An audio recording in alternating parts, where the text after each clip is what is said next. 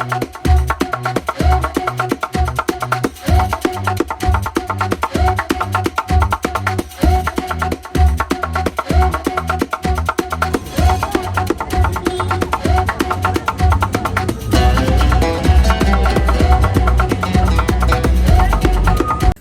bonsoir Bandeko, Biscan Sobokolanda. Merci mingi pour la confiance, merci Bandeko partout bozali. Tamba bokasi bonsoir sunga pa batela. Parce que boyebi ke na mboka na biso soki nzambe te mawa plan. Soki nzamba che loboko te mawa plan. Merci mingi tokutana ce journée à lelo. To solo la makambo ya Congo. Nde na ebisa bino ke ngana bino Congo mutezo sangisa biso Congo mutezo sala ke tokutana chaque jour nzamba sala. Soki nzamba pesi yo paiement mba mona epi qu'il faut na lobela Congo. Merci mingi pe pour na soutien na bino nyonso. Merci pour na encouragement surtout, yango est très important. Et la meilleure façon ya ko encourager biso ezalaka toujours ya ko quitter na devoir patriotique ou ezali ko aimer vidéo. Oui, ou la ligne partager ou pas boy ko partager mais aimer au moins vidéo ezali meilleure façon ya ko mi mabiso ici kamoko boy parce que bande ko boye bibino moka to bandaka to cha TV façon ni na visibilité to zaki nango façon ni ya force to zaki nango et so bazongi sabiso simaliza parce que toujours ka attaque moko munene ya ba Rwandais de bo remarquer que même na niveau visibilité to zonga muke sima parce que ba Rwandais ba salaka vraiment kuna bango on a été attaqué ce qui peut te ba makambo ba machine au TMR ou na chaîne na nyoso da ba limusa yango oui parce que to fournit ça YouTube va prévenir ce que non tout ça comme ça la discours de NT tout ça boité tout ça va fait en fait fallait qu'on fournir tous ces preuves là wana bino ofanda kikaka ngana obunda kotoyo yango moni ke bazongi sabiso mwa mukesi mais il faut to gagner place wana donc to gagner yango sel na ba j'aime na bino na ba partage na bino ba tout vraiment ba comprendre que to talama et vous allez une bonne chose merci na relancer pe moi pour na ba ndeko nyonso bazo contacter biso pour la publicité, n'a pas mail, mais ce qu'on répondre mail après réponse sous ce zoyate. J'aimerais que beaucoup n'abisso plus la numéro n'abisso autoché, c'est mieux pour la numéro. Toi au moins la facilité à répondre rapidement. Bandeko nyon so wana pour savoir votre promotion la chaîne n'abisso. Beaucoup n'abisso la numéro n'abisso, vous aurez directement votre promotion sans problème. Bandeko le lot tout la mouki, le lot jeudi le 26 février 2026. Donc, au côté de l'année, tout ça, 3 mois, il y a les bossus à 2026, le quoi abagé. Oui, le quoi abagé. Et les autres, la moukin de gagner. Vous voyez que, quand il y a des rebelles, bazwa qui coup, portail bango coup. Et coup, wana, et tika li mabuko pambate, de n'absa bino qui n'a cause temps, n'a pas la cause scripté pour n'abino ba réaction. Donc, ba réaction, nyon so ya sike koya. Qu'est-ce que je fais? Je fais que scripter ces réactions-là. Naïba, pour nanini ba komi yango, problème est nini. Donc, c'est ce que je vais faire. M23 Lelo va publier communiqué moko avec Laurence, Naché Divino. Pas qu'on soit population congolaise à témoin, pas qu'on soit communauté internationale à témoin, pas qu'on soit acte, il y a action, oyoyo, balobi ke bango. Bazawana pour cesser le feu, mais gouvernement congolais. Aboyi cesser le feu, asengi bisonyo surtout soit acte tout le monde. Bandiko. Première question exacte, ba komi place bazan dengeni. So ba osenga congolais toi soit acte. Première question faut que tout na bango, bokomi wana dengeni. Bokomi na niveau ya kozwa Goma dengeni. So qu'il faut que biso to soit acte. Bazana force na bango ba yebi bango balingi basala. Bandeko oyo baza ko mitumbi so ba ko banga. Na ko ya chaque jour ko fortifier bino ko bisa bino ke ne craignez rien. Tous en avez information. Baza ki na idée ba bombarder na Uvira. Mais ba comprendre que acte na bango etika la impunité et ko précipiter même shit na bango batiki. Ba bombarder Uvira te. Information tout ça qui nango yango wana ezaki ke babongisa yi déjà moyen moko ba bombarder na Uvira ba sala pe mo action moko boye et ça la pe makelele ba comprendre ba Rwandais ba ebisi bango ke tala so wana posa na précipitation à régime à Kigali na précipitation à fait un M23 bomeka batiki yango moni so tali communiquer bien balobi baza disposer à cesser le feu. Bah, il y a acte nyonso, il y a débordement. M23 au sala na minute et au précipité bango. C'est simple. Bandeko, nayoki bato babandiko spéculer sur la mort de Willy Ngoma en disant que non, Willy Ngoma batira qui est boyé, baboma qui est boyé, bassassinat qui est boyé, basala qui boyé. La fois passée, je suis venu, je vous ai dit que cet homme a été bel et bien neutralisé par la République démocratique du Congo. Nabande elio, mutunyo so ebso mutu ambuyo mutute. Willy Ngoma, preuve à l'appui, a été bel et bien neutralisé par l'armée congolaise. Batubako tourne à 2 h du matin, drone les homonane. Bandeko, ce sont des drones nocturnes. Par contre, ces drones travaillent bien la nuit et la journée. Ces drones travaillent très bien la nuit et la journée, bandeko. Bazana ba renseignement précis, bazana ba caméra infrarouge. Bandeko, ba caméra infrarouge wana ezanini. Bokoye baka à l'époque tous akana ba fonctionnalité mo wana ba téléphone na biso. Place onyo so makile ezali, ezala nyama, ezala mutu, a opesa signe. So ba une information que oza wana. D'ailleurs, la nuit, ba on mono bien que la journée. Parce que nini ba benga ngo thermique. C'est thermodynamique quelque chose bongo. Ezo pesa, ba oh baza du domaine ba oyebisanga, yango epesaka. Donc ba koye ba pe place oza bien à exactitude na butu. Ba tebelende ba ebité. Allez vous renseigner. Bokende ko tuna ba drone wana bandeko. Ezana ba fonctionnalité avec eux. Na butu kutu semie soko moni ba frappe bela américain et beta ma mingi na butu. Parce que na butu il y a plus de précision que la journée. La journée par contre c'est la image normale. Tandis que na butu ba kota rasuri thermodynamique quelque chose comme ça que ba la température so température ya moi likoba moni rouge moko pe wana mutoaza wana na précision nyonso. Vous n'allez pas voir ça venir. Okoka nding. Donc c'est comme ça. Botika spéculation. Ngana ebisi binokyo. Et on a battu belé à l'époque. Babande ko douter fort sur les ana communication. Ba Rwanda ba comment comprendre dango. Tant Rwanda ça la biso yango. Ba izaki bizarre. Bande ko. Je répète encore, na ba non c'est s'expliquer sous tenaka oyo. Na nga kaka Congolais se sika oza mutema na wezala ya okita. Ici, tozana bitumba. Toi na 2 camps ezobunda.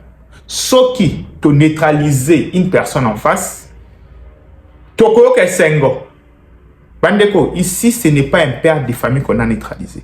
Ici ce n'est pas un homme qu'on a neutralisé, c'est un ennemi qu'on a neutralisé, un ennemi oyo qui nous a fait beaucoup du mal. Partout à l'étranger, partout ailleurs. So va neutraliser ennemi comme Ben Laden. Les Américains ont fêté. Et vous voulez faire l'exception. Vous voulez nous dire que ceux qui ont les lots, M23, mais quand ils ont neutralisé l'un de nous, ils allaient fêter. Ben, chèque n'a pas sur ce pays. Comment vous voulez tout le monde pour reconnaître que c'est un Congolais, c'est un Lumumba. Bandeko, je vous interdis, j'interdis na mutunyo soit comme quoi associé image à Lumumba, un terroriste lokola Willy Ngoma. Je vous interdis mes frères et sœurs. Mutuna omona sali yango na kofinga. Je vous dis. Mutuna omona sali yango na kobima na kati na nga na koloba maloba mabe. J'ai vu il y a une pute mais par rapport à Mikolo pe Barolanda et elle s'appelle c'est Bojane qui s'est fait passer pour une femme qui connaît le Congo plus que le Congolais à Koloba que de la même façon on a tué Lumumba. Bojane, tais-toi. Tais-toi. Tais-toi. Je te mets en garde. N'ose plus jamais, alors jamais, associer Lumumba à cet individu terroriste de Willy Ngoma. N'ose plus jamais. Je te mets en garde, Bojane. Tais-toi. Bandeko. Vous voyez? C'est un peu de comprendre que situation oyoyo bakendaka ko recruter na ba mercenaires journalistes ba recruter ba mercenaires journalistes ba ya ko salela bango qui mercenaires ba yeba ki communication et les gens me disent bomoni boko sepela kaka parce que Willy Ngoma aza simple mutu Willy Ngoma aza kaka moi colonel kaka porte-parole de bozo sepela makasi boy na niveau ya communication bandeko Willy Ngoma izalaki visage à AFC M23 Abandai Koya beaucoup on parlait de l'AFC M23 on associait ça à Willy Ngoma il était plus populaire na AFC M23 plus que Corneille Nangaa croyez-moi Corneille Nangaa azalaki na sima c'était des gens au bazaki visage à mouvement to wuti ko neutraliser visage à mouvement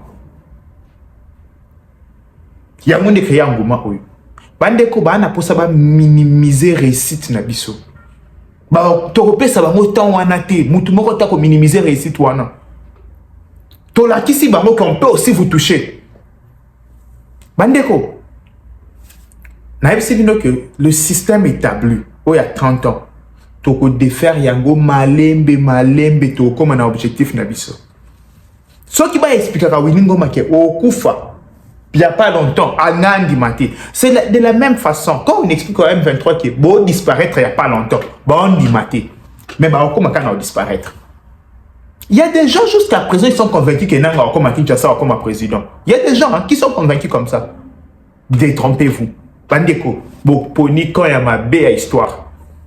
Je vous dis, heureux na ba onye so mi bombi, ba soutenir M23 na samité na CCC. Malheur na ba onye so mi bimisi. L'histoire retiendra que wa ba traître. Je vais poser une question. Tous ces gens-là, ba Jean-Jacques Momba et les autres, ba na ba famille, ba na ba belle famille. Quand la famille regarde leur fils, ba ah moi na soir rebelle, ah beau maka fort seigneur de guerre. Belle famille tali. Attends, mon bali à X. Attends, ça va rebelle. Ah bon, maramabe. Bon, quand on n'a rien à comprendre. Ma famille a dit non. En fait, imaginez famille. Ou parenté Jean-Jacques Mam. Moi, non rebelle.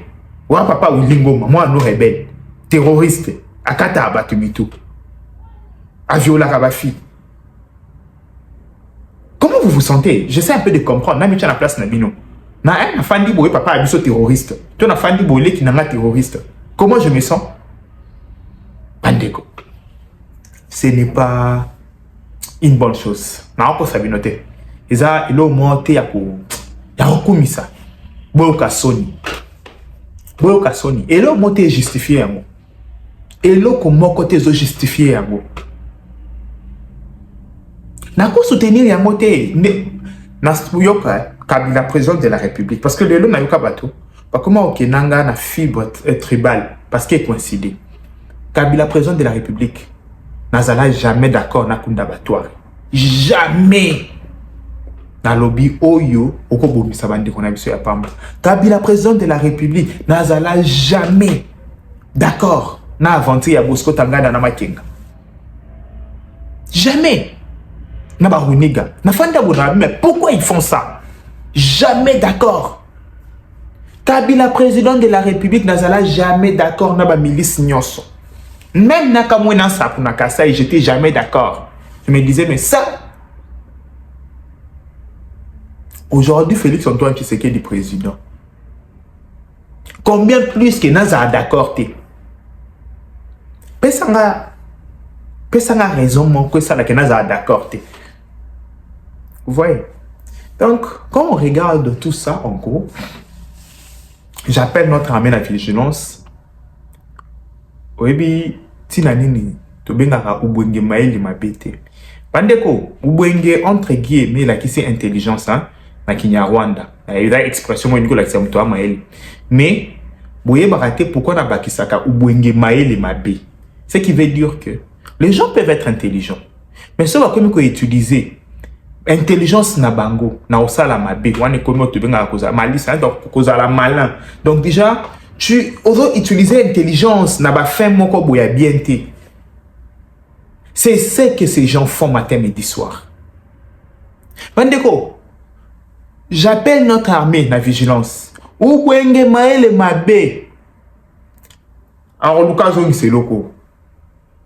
Tous à la osague. À comprendre que, tout dissuader à m'écater. Tout ça en sorte que, tout dissuader ou Bwenge Maël Mabe à m'écater. Et puis, tout dissuader. Bandeko. Au moni bateau, nyonso makenga présenta kibino, qui est des commandos. Congolais ou ya format qui n'a qu'à ya Rumagab. Ces gens-là ne vont pas se battre. Ils ne vont jamais sacrifier leur vie pour battre Rwanda na mboka wana. Impossible. Impossible. Aucun Congolais va se battre pour Rwanda soit tête et pays l'issoussou. Bandeko. Pendant 24 ans, au Bassaï na pouvoir. Si le Rwandais à travers le système qui est en place, bakokaka kopé sa biso vie moko descend. Bakokaka kopé sa biso moins quelques solutions à nos problèmes. Ngana lo baba basala. Basala qui preuve échec moko paton.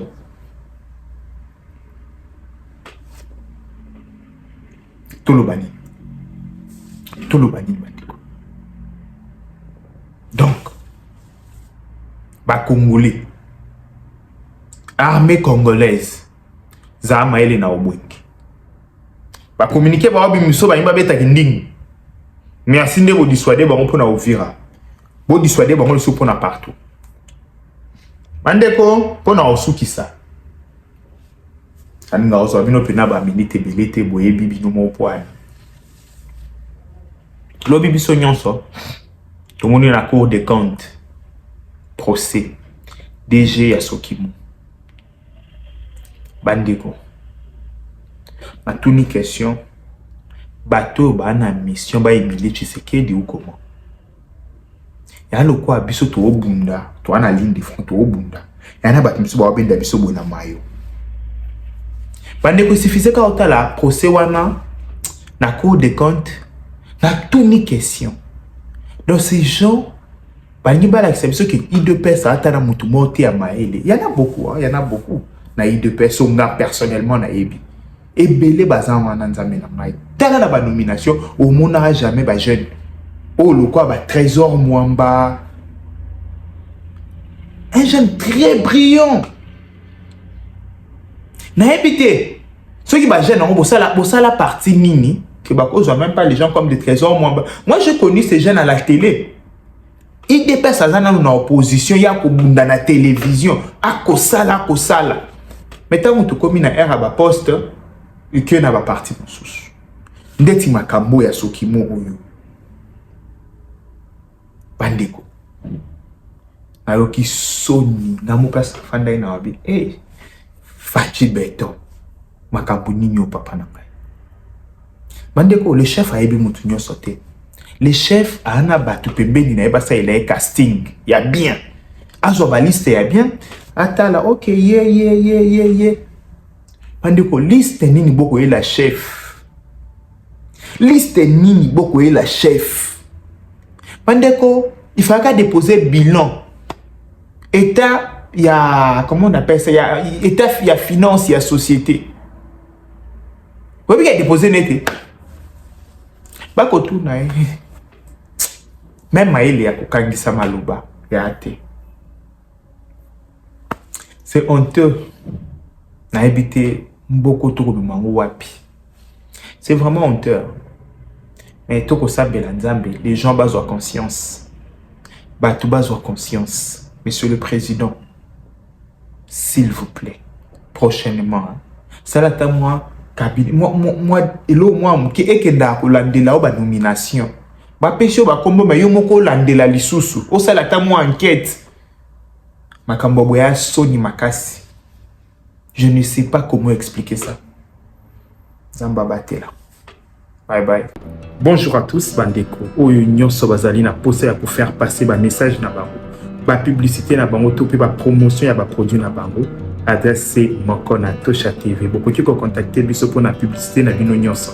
Na numéro na biso sur WhatsApp to pe bokoki kokomela biso na adresse mail na biso bobanga te bandeko toko proposer bino ba campagne ya ba prix nyonso tozali na campagne ya une semaine tozali na campagne ya un mois tozali pe na campagne ya jour moko tokoki ko poster au jour moko na ba canal na biso nyonso kobanga lisusu tozali na business na yo kobanga te koloba te que ezali muke moyen na sala promotion ezali te to pe nazali na mbongo ebele te moyen ko sala promotion ezali te non avec Tosha TV to faciliter bino tellement tâche que contacter biso na numéro na biso pour na produit na nyonso tokoki pesa yo plan ya marketing ya kitoko na promotion ya kitoko kozelisa lisusu te sala publicité na ona Tosha TV.